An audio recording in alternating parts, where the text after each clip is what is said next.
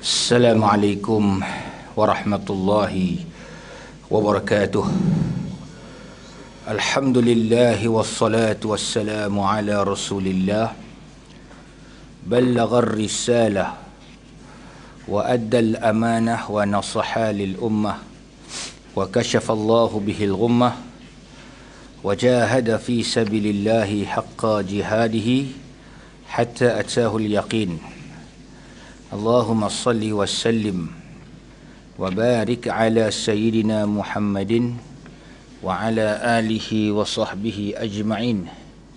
Subhanaka la ilma lana illa ma 'allamtana innaka antal alimul hakim. Rabbi shrah li sadri wa yassir li amri wahlul 'uqdatam min lisani yafqahu qawli.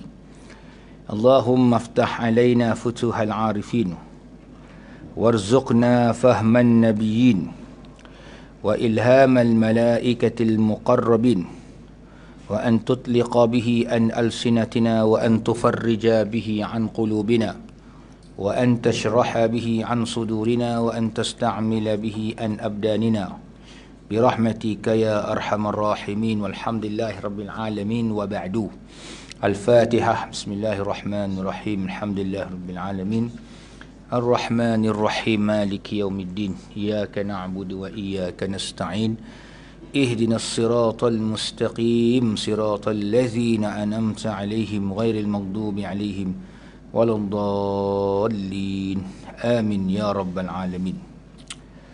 Alhamdulillah, syukur kita kepada Allah Subhanahu wa taala kerana dapat mempertemukan kita sekali lagi lah dalam pengajian kita kuliah zuhur yang biasa kita bawa hadis penawar hati ni, dan pada kuliah lepas kita tak habis lagi hadis yang ke-38 tu, pahala yang berterusan. Bila mati anak Adam tu, semua amalannya sudah terputus, dia tak boleh beramal dan pahalanya pun tak ada. Tapi ada 3 amalan pahalanya berterusan walaupun dia tak buat. Kita dah bincang dah tajuk ini. Yang pertamanya sedekah jariah, yang keduanya ilmu yang bermanfaat. Yang kita tak bincang lagi ialah anak yang soleh. Itu satu tu je. Jadi ulasan untuk ilmu pun tak habis sebenarnya, ada separuh lagi. Ilmu ni saya bincangkan taklah panjang sangat, pendek lah. Kalau orang tanya ilmu yang bermanfaat tu ilmu apa, jadi dikatakan orang yang menyebarkan ilmu agama kerana mendekatkan diri seseorang tu kepada Allah, mendekatkan diri seseorang supaya mentaati Allah, dan juga mendekatkan diri seseorang itu sehingga dia boleh taat kepada Rasul. Maknanya ilmu yang dia dipanggil ilmu akhirat lah. Kalau ikutkan ilmu agama ni ilmu dunia akhirat. Dia belajar dekat dunia untuk kita beramal dunia, bahkan selepas itu kita mendapat pahala dan manfaat besok di hari akhirat. Jadi maknanya beruntunglah orang yang menyebarkan ilmu ni, sama ada secara lisan, cakap, mengajar, dan yang keduanya melalui tulisan. Kemudian diajarkan kepada orang lain. Kita perasan tak perasan kan, yang meriwayatkan hadis besar juga sumbangan dia. Saya baca hadis, tuan-tuan dengar, tuan-tuan riwayatkan. Tapi cumanya hari ni orang meriwayatkan hadis semua pakai kitab belaka. Bayangkan zaman Rasulullah, sahabat, tabi'in, mereka dengar. Cuma bezanya ada period atau tempoh di mana mereka mencatat hadis-hadis tersebut supaya tidak hilang daripada ingatan mereka. Iaitulah zaman sahabat meriwayatkan, tabi'in meriwayatkan hadis daripada para sahabat. Yang ketiga, anak soleh lah. Anak soleh ni syarat dia mestilah anak kandung dia sendiri, bukan anak angkat, bukan anak susuan lah. Itu syarat dia, ya.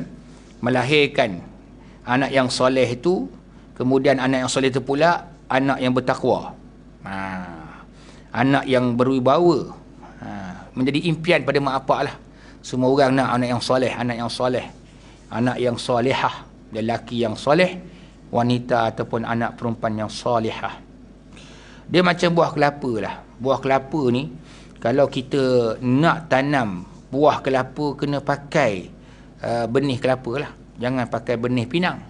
Nanti pokoknya sama rupa, cuma bezanya kata ni pokok pinang kan.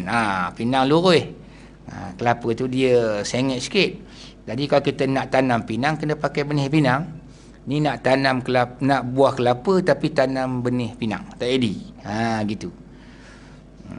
Ada orang tanya, ustaz, penentuan nak dapat anak soleh ni macam mana? Dia macam inilah. Dia mula-mula sekali, suami isteri tu mestilah soleh dan solehah. Orang yang nak menikah ni, seleloknya, dia hendaklah banyakkan bertaubat dengan taubat nasuha. Tinggalkan segala kejahatan-kejahatan. Perkara-perkara yang tak baik. Taubatlah kepada Allah dengan taubat yang sebenar-benarnya.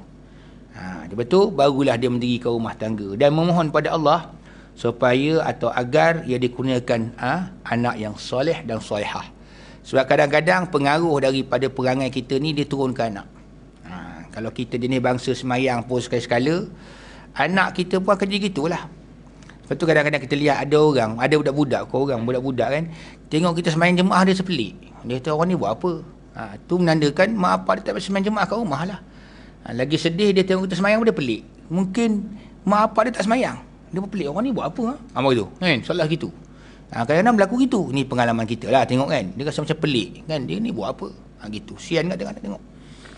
Macam kita buka Quran kan, kita buka Quran dia pun pelik, ni kitab apa kan, apa yang pakcik baca, gitu ada juga. Itu lagi dahsyat. Lepas tu macam filem Mentega Terbang tu, tidak ada layaknya untuk ditayangkan di bumi Malaysia kita ni, yang majoritinya orang Islam. Kalau budak-budak dia tak ada basic tengok, dia kata macam tu boleh sekejap jadi Hindu, sekejap jadi Buddha, sekejap jadi Kristian, sekejap jadi Yahudi, sekejap jadi itu, jadi ini. Sudahnya mengkarung, tengok mengkarung pening kepala. Pasal mengkarung kata, aku yang ada warna aku hijau merah tu je. Yang ni banyak sangat colournya. Katak tengok, katak terkejut. Katak-katak ke 2 alam je. Ni berapa alam ni? 4-5 alam dia ada. Mana tak? Katak 2 alam je kan. Katak tu dah memang kuat melompat pun. Melompat ke air, melompat ke darat. Dua-dua boleh. Buaya lagi bimbang. Dia kata. Buaya kata, aku tu punya ada kat buaya darat. Aku dah ada buaya darat sekejap, buaya air sekejap. Ini lagi teruk. Kejap darat, kejap air, kejap buaya terbang, kejap buaya manjat. Semua berlaku je. Dalam Islam gitulah. Jadi kena jaga, pelihara akidah anak tu betul-betul. Maksud jangan. Kadang-kadang dia antara faktor juga anak dia tak soleh ni pasal kita dulu banyak buat benda khurafat. Start pada tunang dah khurafat dah. Kahwin khurafat. Lepas tu lenggang perut kan, khurafat dah. Kemudian lahirkan anak khurafat. Syirik. Jadi anak lahir syirik. Ni masalah dia.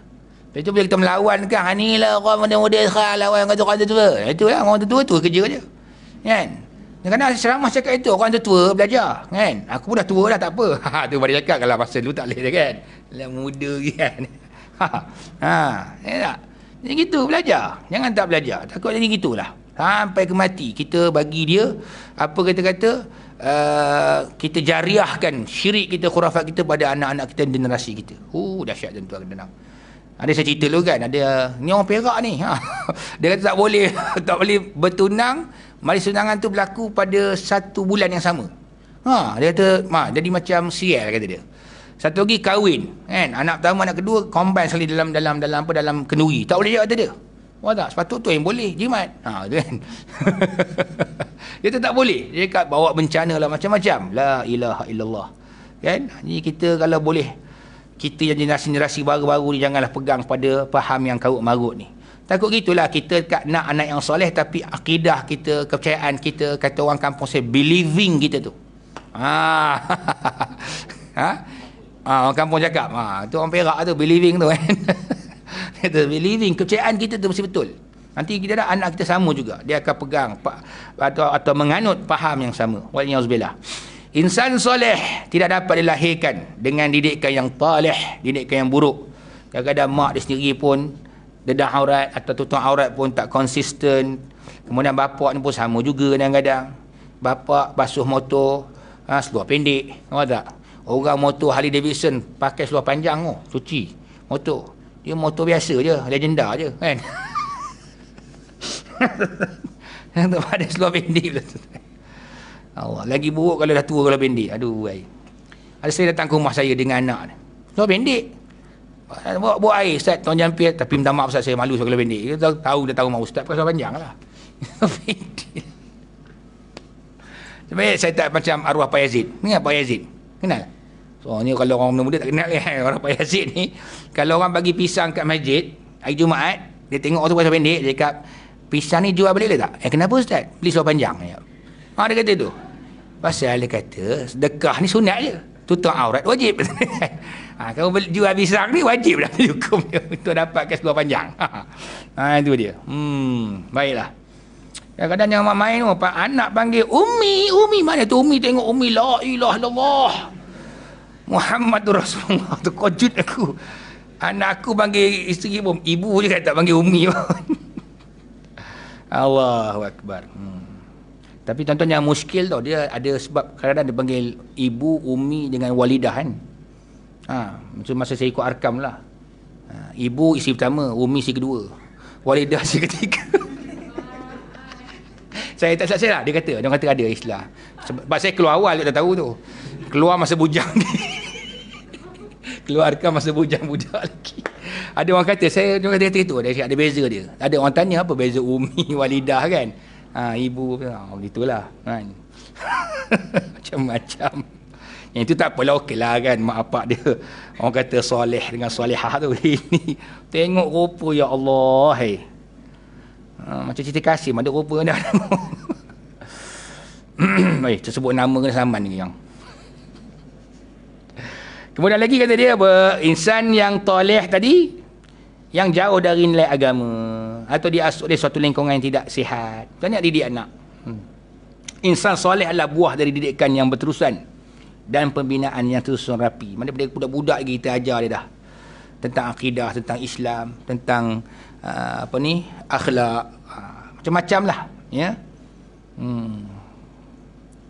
Ia merupakan hasil daripada kegigihan ibu bapa, guru dan lingkungan yang sihat dan suasana yang bina yang dapat menghantarkan anak tersebut ke pintu gerbang ketaatan. Itulah, mudah-mudahan kita semua dikurniakan anak yang soleh.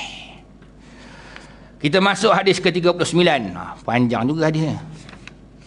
Dia dekat ujung-ujung ni hadis panjang. Semua pahala itu banyak tajuk dia. An Abi Hurairah radhiyallahu anhu qala Rasulullah sallallahu alaihi wasallam kullu sulama minan nasi alaihi sadaqatun kulla yawmin tatlu'u fihi asy-syamsu ta'dilu bainal isnaini sadaqatun wa tu'inu rajula fi dabbati fatahmiluhu 'alaiha aw tarfa'u lahu 'alaiha mata'ahu wa sadaqatun wal kalimatu thayyibatu sadaqatun wa bi kulli khutwatin tamshiha ila as-salati sadaqatun wa tumitul adha 'an at-tariqi sadaqatun muttafaqun alaihi. Itu hadis pertama. Hadis keduanya, wa rawahu Muslimun aidan min riwayati Aisyah radhiyallahu anha qalat qala Rasulullah sallallahu alaihi wasallam innahu khuliqa kullu insanin min bani adam ala 60 و300 مفصل فمن كبر الله وحمد الله وهلل الله وسبح الله واستغفر الله وعزل حجرا عن طريق الناس أو شوكة أو عظما عن طريق الناس أو أمر بمعروف أو نهى عن منكر عدد 60 و300 فإنه يمشي يومئذ وقد زحزح نفسه عن النار.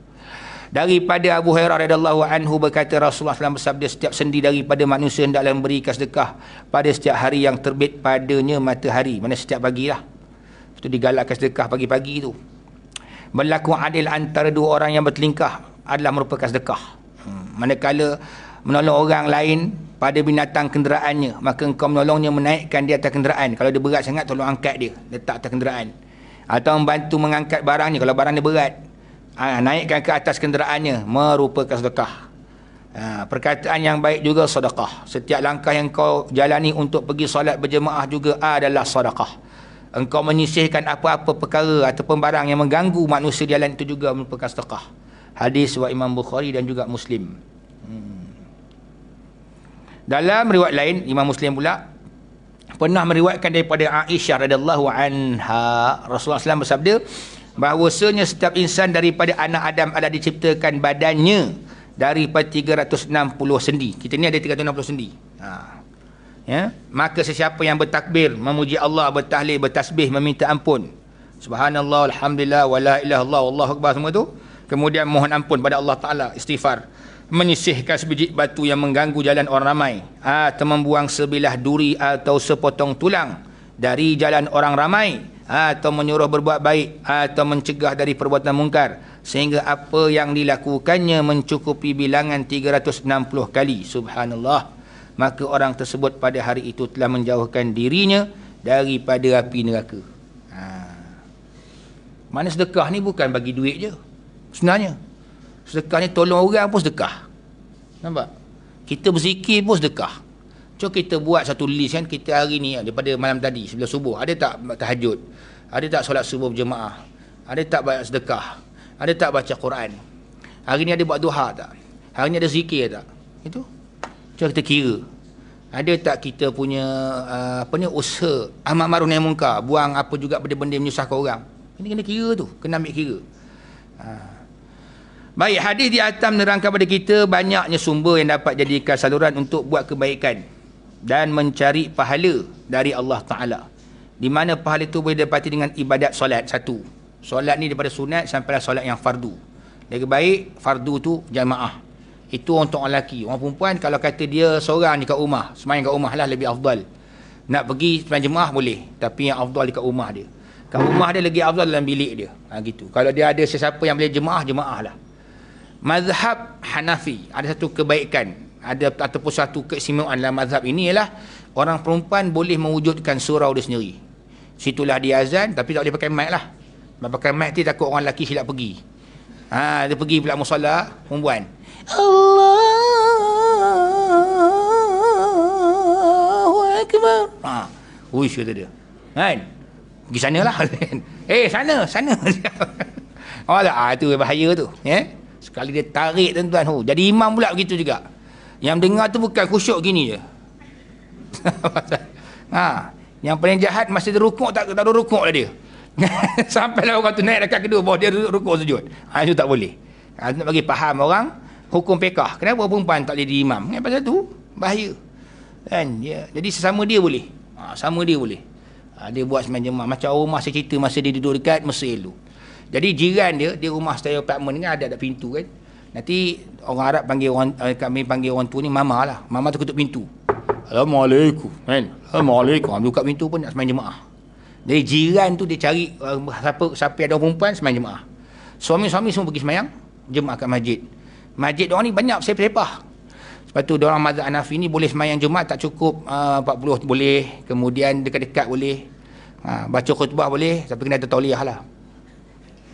Sempat juga tu ustaz. Tauliyah khutbah. Kan? Itu dia. Dia dekat-dekat je kan sembahyang Jumaat. Jadi orang sana lelaki rajin kan. Dia sembahyang kalau apartment tu kan bawah ada surau, semua pergi surau. Pergi masjid ke dia. Kalau masjid tak kisah, kecil pun masjid dia orang. Jadi makcik tu dia ketuk pintu rumah kalau ada kan geng-geng budak-budak Azhar ni kan. Dia ketuk Assalamualaikum. Nak sembahyang Jumaat tu. Allahu Akbar kan, berat kan sembahyang jemaah tu. Zikir, sama banyak ke zikir? Zikir bukan susah, tentang zikir lah pun zikir. Kan? Kita buka kitab kecil-kecil tentang bab zikir, tapi saya elok belajar lah sebenarnya zikir ni. Lagi bagus dapat ijazah dari guru kan. Jadi saya ijazah kat tuan-tuan lah zikir satu hari. Saya dah pernah sebut dulu kan, kita ulang balik lah. Sehari 100 kali istighfar. Astaghfirullahalazim. Itu dia. Betul. Yang kedua, subhanallah 100 kali. Yang ketiga, alhamdulillah 100 kali. Kemudian Allahu Akbar 100 kali. Kemudian selawat Nabi. La ilallah dulu. La ilallah, lepas Allah Akbar tu la ilallah 100 kali. Itu selawat 100 kali. Kalau rasa tak cukup 100, buat 200. Tak cukup 200, buat sampai 1000. Boleh? Boleh zikir sampai 1000. Kena latih tuan-tuan. La ilallah 1000, selawat 1000. Istighfar 1000, insya-Allah. Dah buat baru tahu kelebihan dia. Jangan cerita sekarang, tak boleh. Dia buat dulu. Baru tahu apa kelebihan dia. Nampak? Itu dia. Dulu saya dah bagi tu semua kan. Tambah lagi tuan-tuan. Apa dia lepas selawat la haula wala quwata illa billahil aliyil azim 100 kali. Hasbunallah wa ni'mal wakil 100 kali. Subhanallah walhamdulillah wala ilaha illallah Allahu akbar 100 kali. Subhanallah wa bihamdih subhanallahil azim astaghfirullah 100 kali. Tambah lagi. Insya-Allah buat 100 dulu. 100. Kelebihan dia yang tadi sebut dah kan, semua sedekah tadi tu daripada subhanallah sampai Allah akbar kan. Selawat syafaat lah tak apa. Satu lagi, subhanallah, alhamdulillah, Allah ampunkan dosa walaupun sebanyak buih di lautan. Dosa kecil lah. Dosa kecil ni kadang-kadang kita jangan pernah remeh tau. Kita kan ada dosa kecil kadang-kadang. Mulut kan, terkata benda tak baik kan, ataupun terlihat benda tak baik. Sama kita orang lelaki lagi lah. Tengok amoy pakai skirt pendek kan, tengok tu. Astaghfirullahalazim, dia tengok juga. Itu kena kira lah tu. Dosa dah tu sebenarnya. So dia dosa. Kita tarik je pandangan kita, jangan tengok. Ada orang kata tengoklah, tak tengok rugi. Kita tengok juga, astaghfirullahalazim. Apa tu maksud? Macam kita main kan? Tak boleh. Yang gitu tuan-tuan sebenarnya. Kita elak daripada melihat. Itu dia. Ya. Tapi jangan sombong sangat jumpa kawan pejabat bagi tahu. Tak boleh, haram. Itu kan lebih sangat kadang-kadang kan. Macam saya mengajar kan, kelas kan lagi. Macam-macam ada tuan-tuan. Hidung mancung ada, mata biru semua ada kan. Assalamualaikum warahmatullahi wabarakatuh. Siapa ni? Siapa ni tak kenal. Tuan-tuan. Berat juga kan. Cuma yang kita boleh ajar orang masuk kelas kan, you must cover your aurat proper. You don't forget it. Boleh sikit speaking kan. Itu je.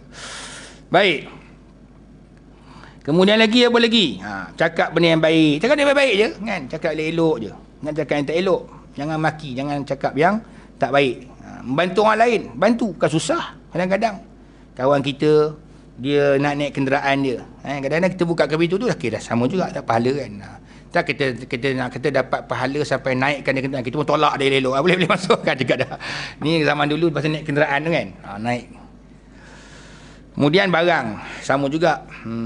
Termasuk juga sesuatu yang berikan keselesaan dan kesejahteraan pada orang lain. Tengok kita kadang-kadang parking kereta jangan sampai susah orang lalu. Kita kena parking kan sampai orang lalu susah. Bayangkan. Kita tanam pokok, selalu sebut dalam kuliah saya, tanam pokok kita sampai terjulur gitu, ganggu orang lalu. Ada kadang-kadang pokok tu kita lalu naik motor pun kena tunduk. Kan tak kan? Kalau saya pakai kepiah ni kadang-kadang disangkut macam tu Betul kan? Dah. Dah mana. Kalau kepiah atas kan kau serban macam kan. Kau serban ni berat. Nanti kita macam tu sekali kan. Tak. Kita ingat ngelak-ngelak tu tak kena juga. Tak boleh. Kena potong, kena cantas kan. Kadang-kadang gitu. Dia tanam pokok tu kadang-kadang bukan tanah dia, tanam pokok. Kemudian orang nak parking tak boleh. Jangan. Nampak paku, ambil paku. Tolong buangkan. Jangan buang ke tempat lain pula kan. Jalan ni ada paku, buang dalam sana pula. Orang sana ni. Orang rasakan pula kan. Jangan tu kan. Kita buang, selamatkan terus. Jangan bagi orang lain kena. Gitu. Banyak lagi cara-cara yang boleh memperolehi pahala sedekah. Memanglah kalau kita nak banding orang lain kan. Orang lain sedekah bagi cek RM10,000, RM20,000. Kita tuan-tuan bukan kadang-kadang RM10, kadang-kadang RM1 kan. Tapi ni pahala dia sama dengan sedekah. Maknanya satu hari tu kita boleh buat banyak sedekah kan. Yang bukan daripada bentuk harta benda. Kadang-kadang buat benda baik-baik je. Macam tu tadilah. Bagi selesa orang. Yang penting tu bagi orang lain selesa. Macam kita naik kenderaan lah. Naik kenderaan sama tak? Kita tak perasan tu sedekah macam tu. Kita duduk ni kenderaan awam ni. Kenderaan awam kan. Kita bagi orang lain duduk kan. Kita tengok orang tu mengandung. Bagi dia duduk. Ni nampak je orang mengandung tu tidur. Ngantuk no. Nampak orang tua kan. Kita buat sa'u je kan. Allahu Akbar. Itulah macam. Baik. Lagi apa lagi? Dia kata lagi. Yang memberi faedah kepada masyarakat. Apa juga bentuk memberi faedah kepada masyarakat. Dia panggil amalan sosial yang baik-baik. Bagi bantuan kadang-kadang. Kalau ada kalangan kita masyarakat yang susah, bagi bantuan. Bahkan buat baik pada binatang pun sama juga. Dipanggil sedekah. Bagi kucing makan kan. Kucing makan kan. Kita bagi makanan kucing. Setengah orang gitu. Dia buat makanan kucing. Pergi mana? Pergi taman. Pergi taman exercise tapi dia buat makanan kucing. Bagi kucing makan. Nampak tak? Sedekah tu. Bagus juga tu. Saya tengok begitu kadang-kadang. Kadang-kadang kucing tu tahu dah. Dia tunggu orang tu datang. Kalau saya datang dia tahu dah. Ni tak buat makanan pun. Kan? Dia jogging je. Dia tahu dah. Kan? Saya perhati tau. Patut kucing buat tahu je pun dia tunggu orang lain datang. Dia tahu. Bunyi motor tahu dah. Saya perhati dengan kucing. Dekat taman kan. Dia dengar motor tahu dah. Dia boleh tahu. Motor apa? Kau tanya brand apa tak tahu dah. Dia boleh tahu bunyi je. Dia tahu bunyi. Ni bunyi buat makanan ni. Kan? Ini. Dia tahu dah. Betul saya tengok dia naik motor, dia berhenti, dia turunkan makanan kucing-kucing tu kejar dia. Tahu je dia. Tak tahulah. Ada orang kata dia bukan bunyi saja. Bau badan tuan tahu dah kan. Lebih lagi bau ketiak dia tahu. Dia boleh cam dah kan. Okey. Dan seumpamanya lah. Seperti tersebut dalam sebuah hadis yang diriwayatkan oleh Imam Bukhari dan Imam Muslim. Itu ada hadis dia. Di mana Allah Ta'ala memberikan keampunan kepada seorang perempuan pelacur dari kalangan Bani Israel. Ini hadis sahih ni. Dia ni pelacur tapi daripada kalangan Bani Israel. Yang telah beri minuman pada seekor anjing. Yang sedang kehausan di tengah-tengah padang pasir yang kering kontang. Dia maknanya macam ni, dia ni masih lagi orang kata Bani Israel yang ketika tu syariat zaman tu lah. Maknanya dia bukan kafir kan, dia Muslim lagi. Cuma dia buat dosa besar. Walaupun dosa besar dia tu, dia beri minum anjing yang sedang haus je. Kan? Jadi maka Allah ampun dosa dia, masuk syurga dia. Bayang, anjing je. Lepas tu salah tak bagi makan pada anjing? Tak salah. Yang salahnya bila kita bagi makan anjing tu, kita kita usap-usap dia. Pergi peluk dia kan, dia pun jilat je, dia biar je kan. Tak apa, dia pun makhluk Allah Ta'ala juga. Betul, cuba bagi singa seekor, boleh? Kan? Kan? Kan? Singa ke rimau kan? Kan dia ada video orang Arab kan? Orang Arab Dubai ni bukan tuan. Yang dia bela orang biasa burung kat ketua. Dia bela apa? Burung helang. Kan? Betul tak? Orang Arab Dubai lain sikit dia, perangai dia. Tu kalau kita pergi airport dia kan, dia bawa apa? Burung helang. Lain tuan. PL dia, orang besar tu tengok tuan. Ya Allah, lain macam. Yang tu ada yang dia bela anak singa kan? Bela anak rimau tu biasa. Tu memang pelik-pelik orang padang pasir ni kan. Dia banyak datang tu dia pergi bela tuan. Dahsyat sungguh. Kalau kita orang Melayu kenapa tak bela? Dia cakap kalau kita bela nanti mamak dia cari. Tapi orang Arab relax je. Kan? Dia kata orang mak dia cari. Orang Arab dia bela daripada kecil sampai besar. Rimau tu kadang-kadang. Ni bayangkanlah tuan. Kan? Jadi kadang-kadang itulah orang silap faham kan. Kata kalau anjing tu kita pergi makan boleh. Bukan mana kita boleh peluk-peluk bawa balik rumah kan. Macam teddy bear. Tak boleh lah. Benda tu benda najis. Kan? Najis mughalladhah. Dan di dalam satu hadis riwayat lain Imam Muslim pula kata dia bahawasanya Rasulullah SAW telah melihat seorang lelaki yang bersuka-suka dalam taman syurga sebab memotong sebatang pohon kayu yang mengganggu laluan kaum muslimin. InsyaAllah kalau kita habis kitab ni, kita mengaji kitab 40 hadis akhlak mulia. Dia ada kisah ni. Nabi kata aku tengok dia seronok dalam syurga. Apa sebab dia? Dia potong satu batang kayu yang ganggu orang lalu. Maknanya pokok tu ganggu orang, dia potong pokok tu. Kan? Dia tak dapat upah, tak dapat apa. Kan? Kita sekarang kalau tak dapat upah pun kita boleh masuk dalam IG, buat live. Tengok hari ni saya buat amal ya dah potong pokok ni orang lalu senang kan. Oh la semua suka kan. Betul dia TikTok kan pula kan. Baiklah Mamat ni dah handsome. Tu kan dia ada mula tu kan. Macam-macam lah haula wala quwwata illa billahil azim kan. Jadi benda gitu janganlah ya, kita buatlah amalkan Allah Taala. Lainlah kalau nak ngadu kat orang, tuan-tuan jangan buat begini tuan, susah kat orang. Ni saya terpaksa kerat ni. Kan? Tak apa nak bagi tahu kat orang, jangan buat macam tu. Biarkan pokok-pokok gitu ganggu orang lalu. Selalu suka saya sebut dalam kuliah kan, kadang-kadang kita ni tengok kereta lah laju kan. Kat depan rumah kita kan, kita pergi buat sendiri punya bonggol. Tak bayangkan. Bonggol kita tak cukup spesifikasi dia. Kan? Bila orang lalu tuan kadang-kadang kan kereta dia rosak, motor dia rosak, lagi kesian kalau dia buat basikal. Senak perut dia tuan. Dia tak rasa ada kan. tempat lain terlibat lain sakit kan. Itu kesian tu. Ni perut dia sekali senak. Sian dia tuan-tuan. Itu dia. Ini kadang-kadang perasan. Kadang-kadang ada orang kenduri kan, dia buat pail tak pail letak kayu kan, sama juga kan. Zaman-zaman dulu masa ada budak saya ingat lagi, pacik-pacik nak pergi surau ada kayu basikal tua kan. Kenapa dia terkejut kan tuan. Lepas tu dia berhenti sekejap, dia pegang perut dia. Kena walaupun operate macam kan. Ini kesian. Ni tuan-tuan macam-macam. Jadi sebab tu kalau kita lapor pada pihak yang berkuasa, tolong buat. Pasal JKR lah kan, ada spesifikasi dia kan. Jangan terlampau tinggi, terlampau rendah, pendek. Ni mesti panjang sikit gitu. Mesti ada lah. Kalau ada orang suka buat pakai simen kadang-kadang kan, pakai simen. Simen pun dah lah kecil gitu dia kata rasa kan, laju lagi. Ada gitu. Dia lupa tu bawa sebiji kereta, sebiji motor kan, sebiji basikal. Kalau dah banyak sangat macam dia nyusahkan orang. Tak boleh ya. Cari jalan yang tak mengganggu orang. Walaupun kereta perlahan tapi dia tak terasa dia menyusahkan orang lain. Dan sudah barang tentu kemurahan Allah Ta'ala ini adalah disertai dengan taubat. Maksud ginilah, kita buat baik dalam pada masa kita juga buat banyak amal soleh. Masuklah taubat. Kita ada dosa, kita taubat.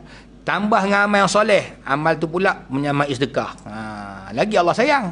Dan selanjutnya diiringi dengan mengerjakan kewajipan. Buat yang wajib. Jangan banyak buat sunat je. Wajib tak buat kan. Semayang fardu tak buat, semayang sunat lagi jauh. Tapi rajin bagi sedekah ke orang. Sedekah kat binatang. Bila cerita ke orang lagi, saya memanglah banyak tinggalkan kefarduan, kewajipan, tapi saya buat baik. Itu bukan gitu. Islam ni dia selesaikan yang wajib dulu. Selesaikan yang wajib, baru sunat tu Allah terima. Kan? Tapi kalau kita tak buat, rugi. Kita mengumpul dosa juga pada masa yang sama. Dosa meninggalkan kewajipan. Dan menjauhi larangan yang ditegah. Tinggalkan perkara-perkara yang haram. Kadang-kadang dia buat benda yang haram, tapi dalam masa yang sama dia buat benda yang baik. Macam mana tu? Jadi maknanya tinggalkan perkara yang haram. Semua ni bonus lah, maknanya kita buat benda yang fardu, tinggal yang haram, itu dia punya dasar, dia asas dia. Dan bonus dia, lepas tu kita banyak mengerjakan perkara-perkara yang sunat. Kan? Betul kan? Lepas tengah orang macam tu, dia benda haram dia buat, benda makruh tak buat, ada. Kadang-kadang, so kadang saya heran kadang-kadang kan. Tak makan petai, kan? Petai tak boleh, makruh. Jering, hei makruh. Pas makan, gudang garam. Yang ni pula, ini harus. Dia rupa-rupanya, tuan-tuan, kita kat Malaysia ni fatwa rokok haram kan. Kat Indonesia tak ada. Dia makruh. Macam mana kiai-kiai tu kalau hisap tak boleh kata apa kan. Dia ada hujah dia. Cuma sekarang diorang berusaha nak menghalang rokok ni. Kan, saya pergi pesantren baru ni kan. Ada pesantren, ada seorang ni diikut, dia ustaz juga. Saya kata, Pak Ustaz, sini boleh ngerokok ya, sana tak ngerokok. Oh, sini boleh. Sini bisa ada kan. Tadi dia tak boleh. Oi, dilarangnya kan. Jangan. Ustaz kata hisap, baru tak boleh. Dia kiai-kiai gitu, nak kiai tak bagi. Alhamdulillah lah ada perkembangan terbaru kan. Tidak lu tuan-tuan, kalau kita pergi kan, masuk tu dia berkabus. Baru dan garam saja. Kan? Saya duduk sebelah tu pening.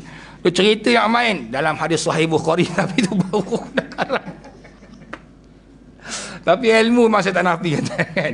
Cerita buat tasawuf kan. Lepas satu putih tu putih lambung tuan tu. Aku 20 tahun pening dah kan. Orang tu saya dah senyum dah, orang Malaysia.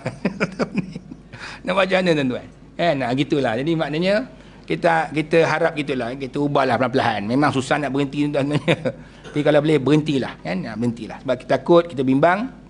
Ada benda yang kadang-kadang amalan lain Allah tak terima lagi kan. Asalkan ada benda yang salah kita buat. Gitulah. Tapi kita doa kebaikan untuk mereka kan. Bukan mereka tadi tu orang kata buat sampai benda yang tahap ni dosa besar. Tidak. Tapi dosa kecil ni kalau kita kumpul-kumpul besar juga akhirnya kan. Macam orang pakai seluar pendek lah. Kalau dah selalu pakai seluar pendek, dia dosa besar lah kan. Seluar pendek tu dosa kecil lah. Tapi dah tiap hari pakai istiqamah. 30 tahun pakai seluar pendek. Istiqamah kan. Baik. Kita lumba-lumba lah buat kebaikan, usaha cari rahmat Allah, redha Allah. Ni nak Ramadan lagi lah. Banyakkan buat benda baik. Kan? Kita ada duit sikit, belilah kurma, sedekah kat kawan-kawan kita kan. Jiran sebelah. Hantar ke dia. Assalamualaikum, salam ni kurma. Kan? Sengata kan lagi seminggu nak puasa kan. Siap tanya lagi seminggu. Malu orang tu. Orang tu nak bagi-bagi lah kan. Gitu. Bagi. Tapi setengah orang pandai agak. Dia bagi besok nak puasa, dia bagi hari ni kan. Kadang-kadang ada orang soalkan gitu. Kadang orang yang bagi sebab salah tau. Kan, dia macam kata tersindir kan, kan lagi seminggu nak puasa, memang lagi seminggu nak puasa, salah ke bagi kurma. Kan ada pernah itu tu lah, orang cerita lah kan, apa pelik sangat kan. Gitu maknanya jangan makan sekarang, tertunggu masa kita buka puasa kita masa dia puasa, dia bagi makan untuk orang buka puasa, dapat pahala. Tu untung. Betul, orang bagi kurma ni sinonim untuk orang buka puasa. Tapi bila orang buka puasa, dapat pahala kita berbagi makan pada orang yang berpuasa. Tapi jangan tanya pula, puasa tak? Kenapa nak bagi kurma? Takut kata ada pahala. Memang semua mengaku kan. Orang tak puasa mengaku memang puasa kan. Ini dia. Allahu Akbar. Baik. Kita tengok ada lain pasal masa lagi sikit gini. Ada lain dia sebut apa? Di antara sedekah, saya baca terjemahan lah, tak sempat ni kan. Di atas sedekah juga kita bagi salam pada orang. Sedekah juga. Dan juga muka kita senyum. Subhanallah. Masa Assalamualaikum, salam. Itu 3 dapat. Senyum muka, bagi salam, salam lagi. Tapi mahram lah. Jangan tak mahram lah. Assalamualaikum. Jadi haram lah hukum dia. Kan? Gitu. Kita senyumkan muka kita, ada pahala. Subhanallah. Ada satu imam ni, dia pergi. Imam kerja kat masjid lah kan. Jadi imam kan. Dia tengok budak sekolah kesian ni. Depan tabung derma masjid tu, dia senyum je. Imam tanya, kenapa senyum dik? Saya tak ada duit ustaz nak bagi sedekah, jadi saya senyum lah. Maka senyum tu kan sedekah je. Dia senyum depan peti masjid tu, peti derma tu. Kesian kat tu kan. Nak pahala ni pasal dia senyum je. Dan ada lagi hadis, setiap benda yang ma'ruf, sama tadilah, buat benda yang baik, sedekah. Suruh orang buat benda baik, sedekah. Termasuklah senyum muka, sama juga.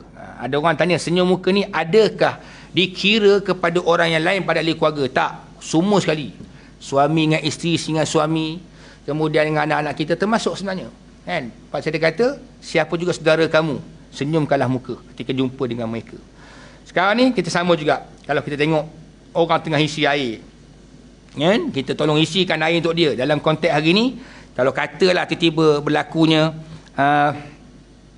terganggu jebakan air kan, kita tolong isikan air bagi orang, tu pahala tu.